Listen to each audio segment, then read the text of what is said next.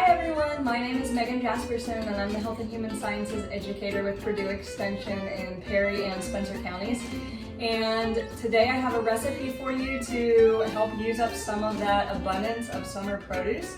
We're going to make a tomato zucchini squash skillet today. So if you have extra produce laying around or you are benefiting from the community garden here in Spencer County, Gary's Place, which is where all of this produce has come from minus the onion, I'm going to show you an easy way to utilize some of that with our tomato zucchini squash skillet.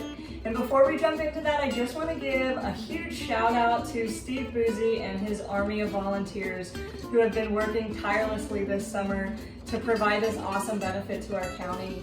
To date, they have grown and donated over 2,100 pounds of produce, and that garden is still cranking out veggies. So big shout out to them, and let's jump in. For our recipe today, you'll need 1 yellow squash, 2 zucchini, about 4 Roma tomatoes, 1 onion, and some salt and some pepper. So first things first, we always need to talk about food safety, and before we prep anything, we need to wash our hands and wash our produce. So I'm gonna go ahead and do that, and then cut this produce into bite-sized pieces for our first step. All right, we've chopped up our veggies. The next step is to take it over to the stove, and you will want to grab yourself a large skillet or a pot and turn your burner on about medium. Let it heat up and throw in a tablespoon of salted butter.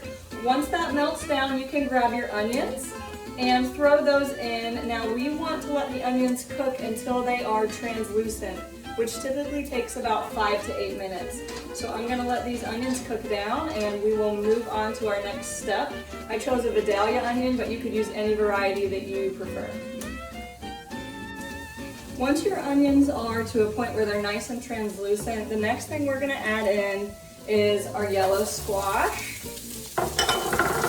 and our cut zucchini.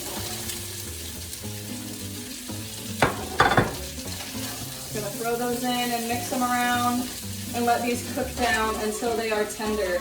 This should take anywhere between 10 and 15 minutes depending on how large you cut these pieces. So we'll let these cook down for a moment, and while that's happening, one of the things I want to throw out there is that this is a really versatile side. You could do it with a grill out food, you could do it with burgers or dogs, or you could have it as a nice side item for really anything else that you're doing, a pasta dish, any other kind of meat dish.